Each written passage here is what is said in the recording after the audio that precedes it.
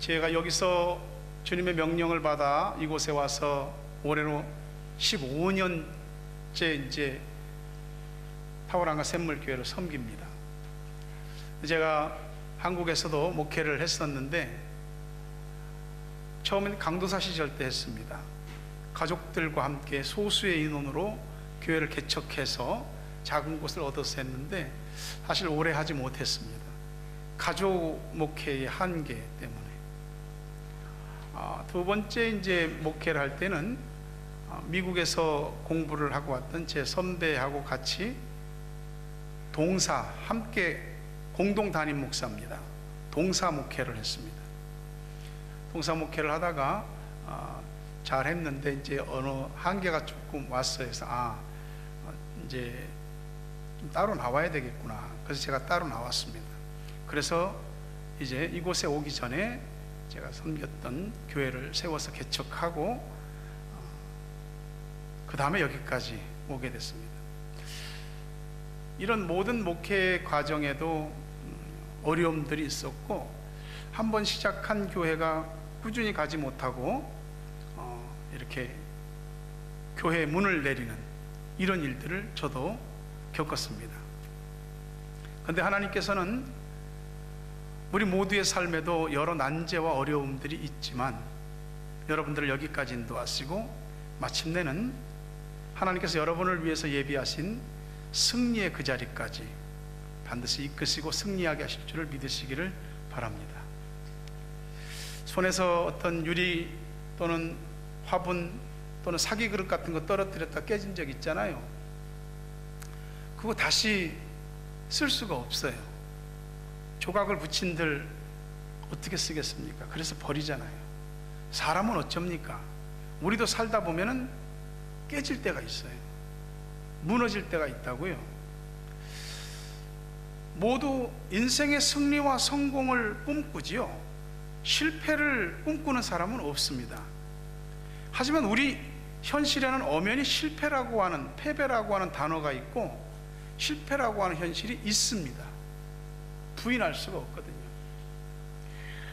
근데 그것 때문에 번민하고 고통스러워하고 자기 자신을 자학하고 사람을 탓하고 그럴 때가 있습니다.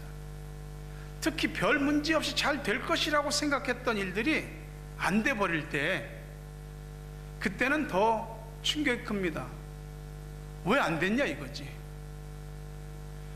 달리기를 하다가 넘어질 때도 있지 않습니까? 우리 인생의 트랙을 각자 달리다가 넘어져서 어떤 사람은 다시 일어나서 달리는 사람도 있고 어떤 사람은 못 일어나는 사람도 있습니다. 어떤 사람은 일어날 수 있는데도 불구하고 그냥 오기로 안 일어나는 사람도 있습니다. 근데 여러분, 우리의 삶에서 우리를 자꾸 다운시키고 주저앉게 하고 일어서지 못하게 하는 이런 모든 일들에 있어서 어떻게 하시겠습니까? 누구나 다 실패할 수 있습니다. 누구나 다 좌절할 수 있습니다. 그리고 누구나 일어설 수 있습니다. 이곳에 이민자로 와서 살고 있는 여러분들, 그리고 이민 1.5세대, 2세대의 사람들, 또 자녀를 유학하며 함께 온 부모와 자녀들, 워킹홀리데이로 오는 친구들, 또 혼자 키위 집이든 한국인의 집이든 홈스테이를 하면서 열심히 자기에게 주어진 현실에서 공부해내는 우리 학생들도 있습니다. 특히 이 땅에 새로운 인생을 개척하고자 이민의 꿈을 꾸고 몸부림치는 사람들도 있습니다. 날마다 힘겹고 버거운 삶들이 있습니다. 그리고 우리의 눈앞에는 당장 가정이라고 하는 곳에서 많은 어려움들이 있습니다. 부부의 문제도 있을 수 있고요, 부모 자식 간의 문제도 있을 수도 있고요, 가족 간의 문제도 있을 수도 있고, 또 여러 이민사회 속에서 만나는 사람들, 그리고 내게 주어진 상황과 처지들, 이 모든 것들이 때때로 우리를 마치 바닥으로 콱 짓눌러서 깔아앉히는 것 같은 그럴 때가 있습니다. 그런 여러분들에게 오늘 또 하나님은 큰 계획을 가지고 있고 여러분을 향하여 시선을 돌리시고 여러분을 향하여 손을 내미시고 잡아 일으키시고 다시 일어나고 걷고, 그리고 패배의 자리에서 승리를 향하여 가게 하시고 반드시 승리하게 하실 것을 믿으시기를 주의 이름으로 축원합니다. 그러니 무슨 일이든지 포기하지 마십시오. 주저앉아서 띵깡 부리지 말고 일어서셔야 됩니다. 성경에 보니까 많은 사람들이 나오지만 오늘 여호수아라고 하는 사람, 이 조슈아라고 하는 이 사람, 모세의 후계자지요. 모세를 이어서 이스라엘 백성들을 이끈 지도자입니다. 그는 두려움이 많았습니다. 모세 다음을 이어서 지도자가 된다는 것이, 모세만한 리더십도 없고 강력한 카리스마도 없고 모세만한 그런 어떤 백성들을 확 잡아당길 수 있는 그런 것도 없는 사람입니다. 근데 지도자가 돼서 두려웠습니다. 근데 하나님께서 놀라지 말라, 두려워 말라, 마음을 강하게 하라, 담대해라, 내가 너하고 함께한다. 모세하고 함께 있던 것 같이 내가 너하고 함께하며 사람들 앞에 너를 내가 신과 같이 만들어 줄 것이다. 담대함을 얻기 시작했습니다. 그리고 그는 모세의 뒤를 이어서 이스라엘 백성들을 이끌고 그 요단강 물이 철철 넘칠 때 그 물을 믿음으로 가르고 요단강을 건넜고, 요단강을 건너서 믿음으로 할례를 행하고, 요단강을 건넌 다음에 앞에 있는 가장 난공불락의 성인 여리고성을 믿음으로 함락시켰습니다. 근데 여기 아이라고 하는 작은 성이 있어요. 그 성의 주민들과 전투를 했는데 졌습니다. 그래서 그는 하나님 앞에 가서 울었습니다. 왜 울었냐? 이건 하나님의 전쟁이고 져서는 안 되는 싸움이거든. 근데 졌어. 될 줄 알았는데 안 됐어. 그래서 그는 두려워서 하나님 앞에 엎드렸습니다. 도대체 왜 졌냐 이거죠. 우리의 삶에서 우리를 일어설 수 없게 만들 것 같은 어떤 여러 가지 일들이 위에서부터 짓누르고 좌우에서부터 우리를 누르고 등도 확 떠밀고 있습니다. 여호수아는 다시 일어섭니다. 다시 싸웁니다. 그리고 승리합니다. 여호수아와 같은 다시 일어섬과 승리의 나팔이 울려 퍼짐이 저와 여러분에게 있기를 주의 이름으로 축원합니다. 비결은 많지 않습니다. 복잡하지 않습니다. 하나님 앞에 나갔어요. 7절에 보니까 슬픕니다. 하나님 어째서 이 백성을 인도하 요단을 건너게 하셨고 우리를 아모리 사람에 멸망시키려고 하십니까? 우리가 요단 저쪽을 만족해서 거기 거주했으면 좋을 뻔했습니다. 사람이라는 게 참 약해요. 강한 것 같아도 약해요. 여리고성을 무너뜨릴 때만 해도 얼마나 용기 백배하고 담대했습니까? 근데 지금 한 번의 전투에 팍상 무너지는 겁니다. 성경 말씀을 쭉 보면 이 아이성과의 전투에서 백성들이 36명쯤 쳐 죽임을 당하고 계속해서 쫓기고 쫓겨갔고 마음이 물같이 녹아버렸다. 적어도 이 상황을 우리가 어떻게 판단해야 되면 다 끝났어. 희망이 절벽인 상황입니다. 근데 여기서 여호수아가 한 것은 다른 게 아니었어요. 하나님 앞에 나갔습니다. 하나님 앞에 나가서 자기 속에 있는 이 풀릴 수 없는 것들을 이야기하는 거죠. 푸념이고 한탄이고 왜 우리를 여기까지 인도하셔서 왜 하나님 여기서 우리를 죽게 하십니까? 이거 옛날에 이스라엘 백성들이 모세 시대에 하나님을 원망하면서 왜 우리를 애굽에서 건져냈냐고, 차라리 그때가 더 좋았는데 그러면서 원망했던 그 백성들과 똑같은 소리를 하고 있는 겁니다. 누가? 여호수아가. 가나안을 정복하는 전쟁은 군대의 숫자나 무기의 우수성이나 전략의 탁월함을 가지고 이기는 것이 아니고 하나님이 싸워 이기게 하시고 하나님이 진두지휘하셔서 이길 수밖에 없는 전쟁이거든요. 그 말씀에 순종해서 가면. 근데 왜 졌냐고요? 여호수아가 생각할 때 하나님이 자기들에게서 떠난 것으로 여겨지는 겁니다. 하나님이 떠나면은, 하나님이 돌보지 않으면 이 전쟁은 백전백패라 이 말이에요. 그래서 여호수아는 두려움이 밀려온 겁니다.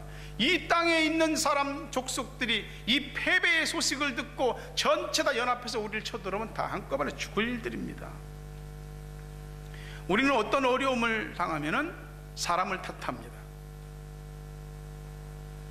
자기 자신을 자학하기도 하고요. 당신 탓이야, 당신 때문이야. 남편을 탓하고 아내를 탓하고 부모를 탓하고 자식을 탓하고 우리 눈앞에 보이는 환경을 탓하고 상황을 탓하고 비자 문제 때문에 속상하고 골치 아프면 이민성 직원을 탓하고 탓하지 않는 게 없습니다. 우리가 사람한테 터뜨리지 않으면 또 어디 가서 터뜨리겠어요? 그래서 사람한테 터뜨려 갖고 만약에 답을 찾는다고 한다면 그나마 좀 위안이 되겠죠? 근데 답이 궁극적으로 안 나와. 여러분, 우리는 우리의 문제 앞에서 우리가 아는 지식과 경험과 우리의 인맥이나 힘과 우리가 가지고 있는 할 수 있는 일들 모든 것을 다 동원하면서 그 문제를 풀어보려고 합니다. 지금까지 그래왔고 지금도 그랬고요. 근데 이것이 나쁜 것은 아니잖아요. 다만 우리는 하나님 앞에 나오는 것을 하지 않고 너무나 많이 힘들어한다는 것이죠. 우리는 하나님을 믿는 하나님의 백성들입니다. 하나님 백성들은 식상한 소리같이 들릴지 모르지만은 우리가 가지고 있는 어떤 위기와 문제에 봉착했을 때에 그때 하나님 앞에 나가서 하나님 앞에서 답을 찾아야 되고 길을 얻어야 되는 사람들입니다. 하나님이 우리를 감싸고 있는 이상, 우리에게서 시선을 거두지 않는 이상, 우리에게서 그 손을 거두지 않는 이상 우리는 망하지 않습니다. 가장 두려운 것은 하나님이 우리에게서 떠나는 것이 가장 두려운 일이죠. 하나님 앞에 우리의 실패나 패배를 문제를 가지고 나가야 되는 이유는 하나님이 모든 것을 열 수 있는 열쇠를 가지고 있기 때문에 그렇습니다. 누구나 자신의 삶을 살아오면서 이런저런 어려움들을 겪어봤을 텐데 어려움이나 심한 역경들이 각자 차이가 있을 겁니다. 여러분은 죽을 것 같은, 죽고 싶은 마음이 들 정도의 어려움을 겪어 보셨습니까? 그럴 때 여러분은 어떻게 견뎌 오셨습니까? 그냥 숨이 붙어 있으니까 살아있냐? 그건 아니죠. 김춘근이라는 장로님이 있습니다. 전북 익산 출신이고 이리 동중과 전주고를 나와서 경희대학교 정치외교학과를 수석으로 졸업했습니다. 그 후에 1967년 단돈 200불을 가지고 도미에서 미국에서 공부를 하는데 하루 3시간 자면서 일을 했고 그냥 모든 힘든 일을 가리지 않고 다 했습니다. 뭐 시체 닦고 시체 치우는 일들까지 그런 일까지 하면서 미국에서 공부를 했습니다. 그래서 미국 캘리포니아 남가주 대학교를 들어갔는데 다른 사람들이 동양인으로서는 하지 않는 미국의 정치학을 공부했습니다. 그래서 거기서 석박사 학위를 받았고요. 나중에는 108대 1의 경쟁을 뚫고 페퍼다인 대학교의 조교수가 됩니다. 조교수가 돼서 나중에 교수가 되는데 교수가 된 지 4년 만에 최우수 교수상을 받습니다. 앞날이 빵 뚫렸습니다. 출세가 보장된 거나 똑같습니다. 이 사람이 37살의 나이에 간경화와 급성 간염 진단을 받습니다. 그리고 의사가 간암으로 발전했다고 최종적인 진단을 하는데 그때 8살과 2살 된 애들이 있었어요. 청천벽력 같은 소식에 완전히 마음이 무너져 버렸습니다. 의사가 죄송합니다. 1년입니다. 시한이 한 1년 정도 남았습니다. 갈수록 복수는 차오르지 몸은 못 움직이지. 그때 김충근 장로가 외친 소리가 Why? Why me? 왜 나냐고. 왜 하필이면 왜 나냐고.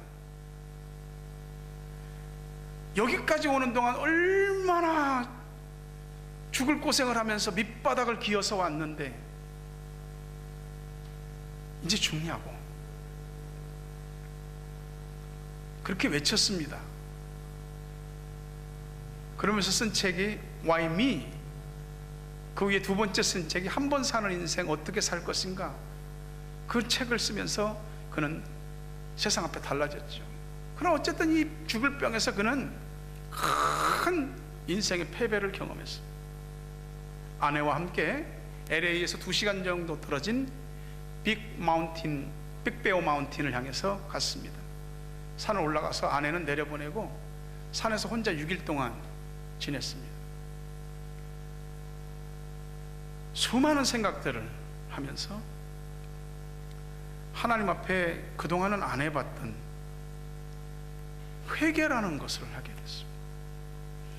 양반 예수 믿는 사람이거든요. 내가 예수 믿는다, 잘 믿는다, 나름 충성스러운 일꾼이다라고 생각했는데 하나님 앞에 자기 자신을 벌거벗은 모습대로 보니까 얼마나 가식이 많았고 위선과 외식과 부끄러운 그런 종교적인 모습만 가지고 있었는지 회개가 되는 겁니다. 그리고 하나님께 간절한 마음으로 긍휼을 구했습니다. 긍휼히 여겨주십시오. 그때 한 줄기 빛과 같은 말씀이 그 속에 확 다가왔습니다. 그게 시편 118편 5절이었다고 합니다. 내가 고통 중에 여호와께 부르짖었더니 여호와께서 응답하시고 나를 넓은 곳에 세우셨도다.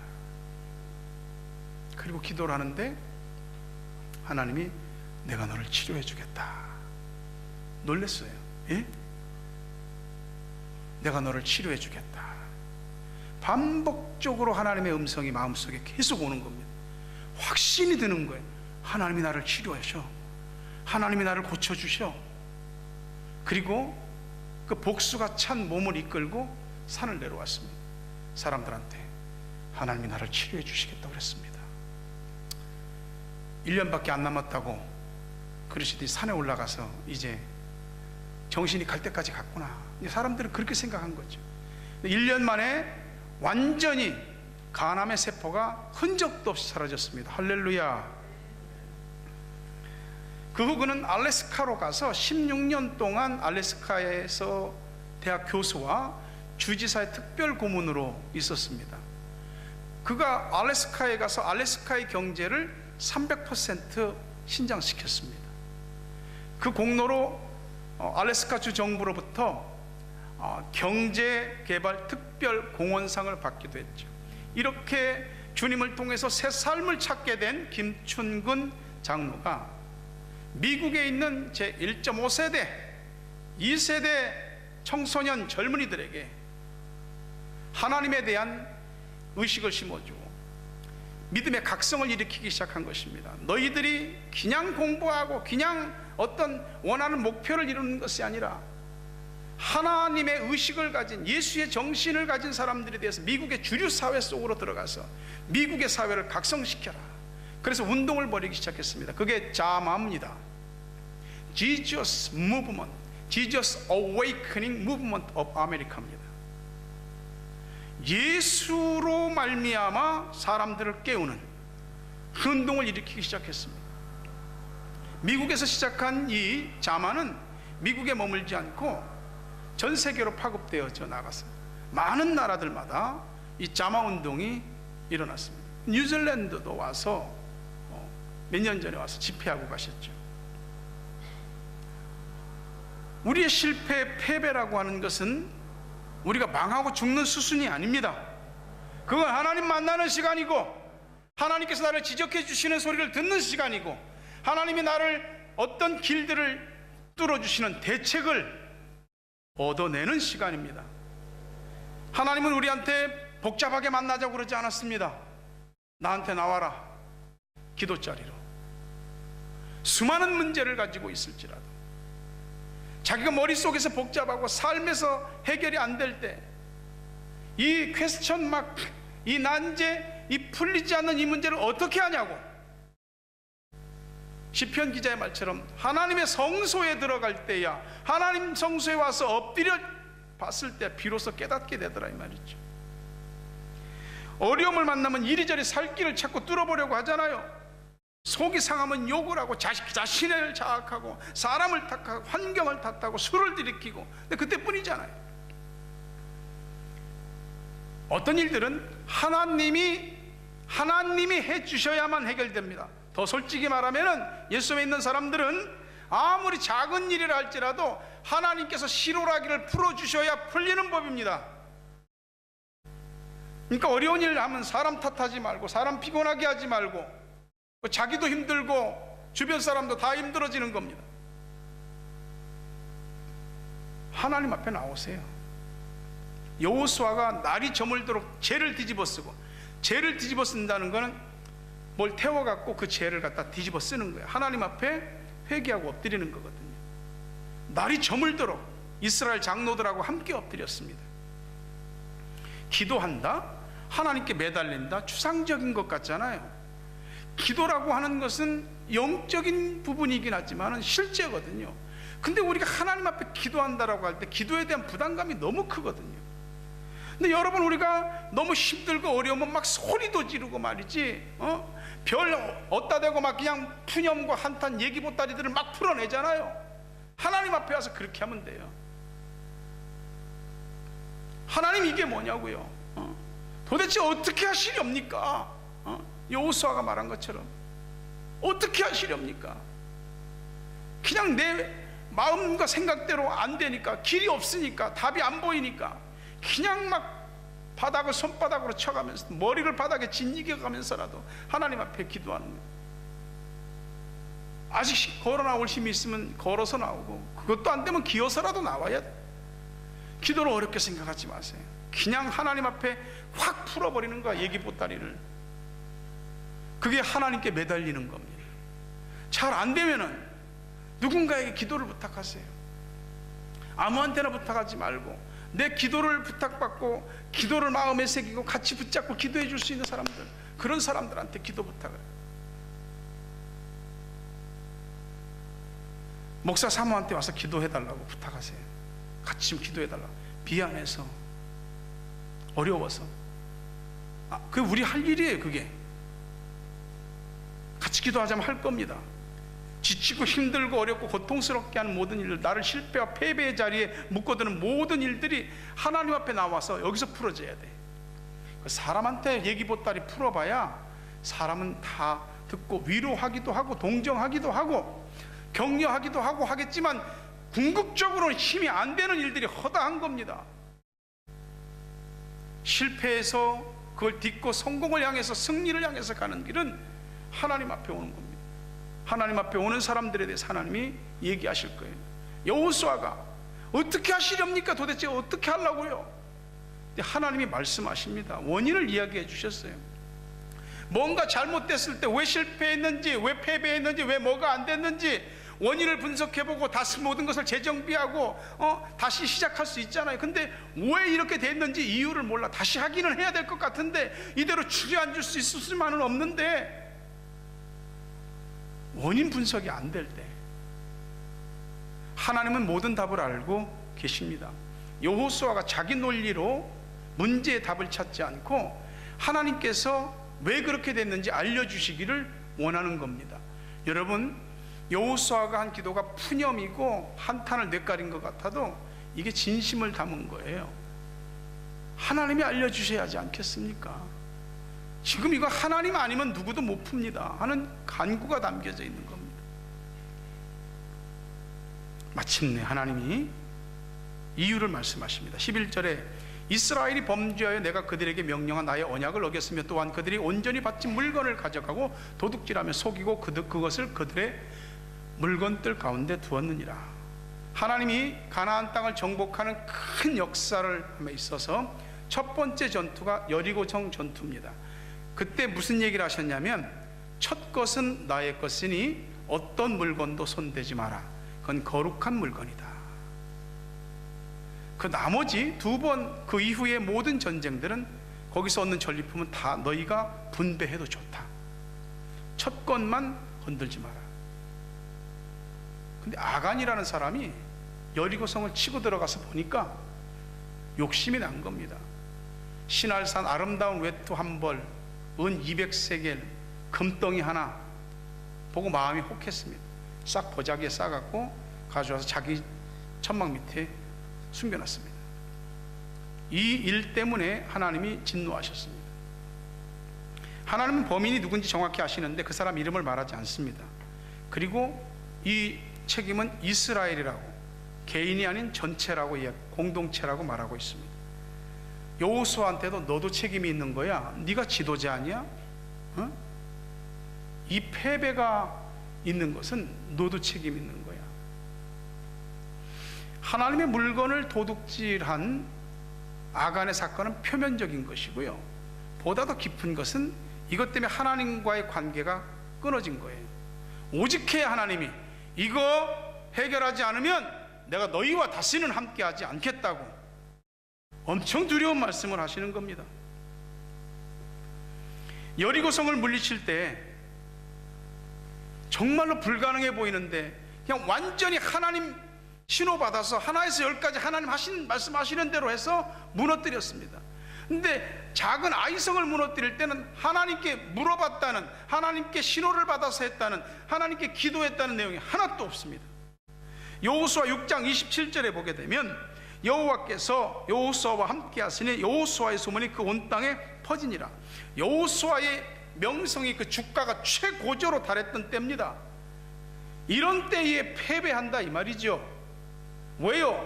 하나님께 묻지 않고 정탐꾼들 얘기만 들었어요. 정탐꾼들이 그 성은 조그맣습니다. 사람들도 많지도 않습니다. 우리 이스라엘 군대 전체를 보내는 것보다 한 2, 3천 명만 보내도 충분합니다. 하나님 말을 듣는 것이 아니고 하나님께 묻는 것이 아니고 정탐꾼들 말을 들은 것이지요. 그래서 여호수아는 가장 자신의 명성이 최고로, 자신의 힘이 사람들에게 강하게 퍼져나가던 그때에 졌습니다. 우리가 우리 삶에서 믿음으로나 우리의 삶에서나 어떤 승리나 성공이나 축복이나 많은 은혜를 받은 적이 있습니까? 방심하면 안 됩니다. 마귀는 꼭 치고 들어옵니다. 우리가 얻은 승리, 우리가 얻은 성공, 은혜, 이런 것들을 다 뒤집어 엎으려고 항상 반전의 기회를 노리고 있습니다. 엘리야가 이스라엘 백성들이 왕에서부터 서민에 이르기까지 전부 하나님을 버리고 우상 숭배로 빠져들어갔을 때에 이거 안 되겠다, 하나님의 하나님 되심을 드러내야 되겠다, 갈멜산에 모이자, 바알 선지자 다 나와라, 아세라 선지자 다 나와라. 바알 선지자가 450명이요 아세라 선지자가 400명이요 엘리야는 혼자요 850대 1로 갈멜산에서 붙었습니다. 양쪽에 다 제단을 쌓고 어느 쪽에 하늘에 불이 떨어져서 제단에 불을 붙이는지 불이 떨어지게 하는 신이 참 신이다. 엘리야가 홀로 담대히 갈멜산에서 기도했고, 여호와여 응답하옵소서 단 2번만 외쳐도 하늘에 불이 떨어져서 제단에 불이 붙었습니다. 바알 선지자들은 아무리 자신들의 신에게, 바알에게 기도하고 자신의 몸을 자해하고 막 별 난리 구슬해도 불이 안 떨어집니다. 하나님이 확 잡고 있는데 바알까지 것이 뭐 움직일 수 있습니까? 잭소리도 못하는 거죠.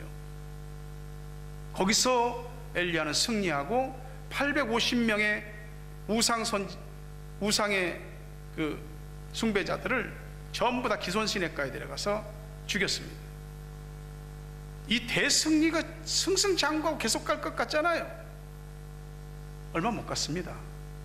바알 숭배자인 아합 왕의 왕후 이세벨이 이것 봐라, 다 죽여, 엘리야와 하나님 따르는 것들 다 죽여, 다 죽기 시작합니다. 엘리야도 도망갔습니다. 로뎀나무 아래 밑에서 하나님 다 죽고 나만 남았습니다. 차라리 여기서 죽여주십시오, 이런단 말이죠. 우리의 싸움은 눈에 보이는 혈과 육에 관한 싸움이 아니고 눈에 보이지 않는 영의 싸움입니다. 하늘에 있는 악한 영들과의 싸움이다 이 말이죠. 고린도전서 10장 12절에 그런즉 선줄로 생각하는 자는 넘어질까 조심하라 그랬습니다. 선 것 다음에는 넘어짐이 있는 거예요.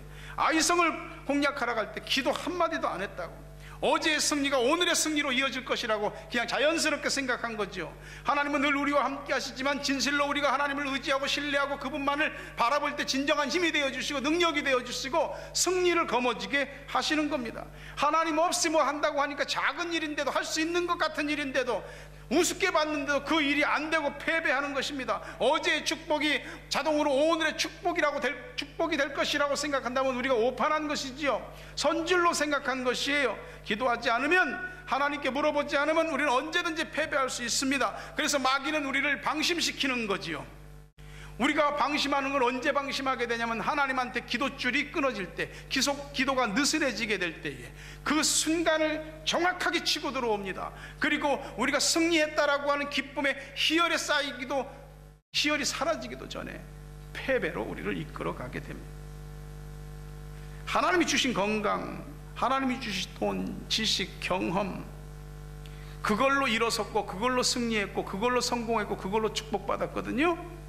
근데 어느 순간 그 돈이고 힘이고 건강이고 뭐 지식이고 능력이고 다 내 것이야, 내가 된 것으로 알거든. 그래서 그 힘으로 자기가 뭘 해보려고 하는 겁니다. 그러니 하나님 없이 뭔가를 해보겠다고 하는 그 생각이 들어가는 순간 이미 실패와 패배의 서곡이 연주되고 있는 겁니다. 두려움이 어디서 오냐면은 자만으로 인해서 패배가 올 때 두려워지게 되는 것입니다. 근데 여호수아는 하나님 찾아 나갔잖아요. 하나님이 답을 알려주셨잖아요. 그리고 하나님 관계 회복했잖아요. 다시 일어섭니다. 그리고 이 이후부터 여호수아는 다시는 패배하지 않습니다. 하나님 앞에서 우리 모두가 관계가 회복되어지고, 하나님이 주시는 힘으로 우리의 삶에 용기가 생기고, 그리고 새로움이 다시 펼쳐지게 되는 역사가 있기를 주의 이름으로 축원합니다. 내가 넘어진 이유, 실패한 이유, 패배한 이유가 있지요. 내가 분석하는 것도 필요하겠지만 하나님이 당신 앞에 나오면 말씀해 주실 거예요. 실수할 수 있고 실패할 수 있고 잘못될 수 있어요. 근데 하나님은 우리를 버리지도 떠나지도 않습니다. 히브리서 13장 5절 말씀해 보면, 돈을 사랑하지 말고 있는 바를 족한 줄로 알라. 그가 친히 말씀하시기를 내가 결코 너희를 버리지 아니하고 너희를 떠나지 아니하리라. 이 말씀 우리에게 하시는 말씀인 줄로 믿으시기를 바랍니다. 실패가 무덤으로 끝난다면 정말 무덤 속에 들어가는 것이겠지요.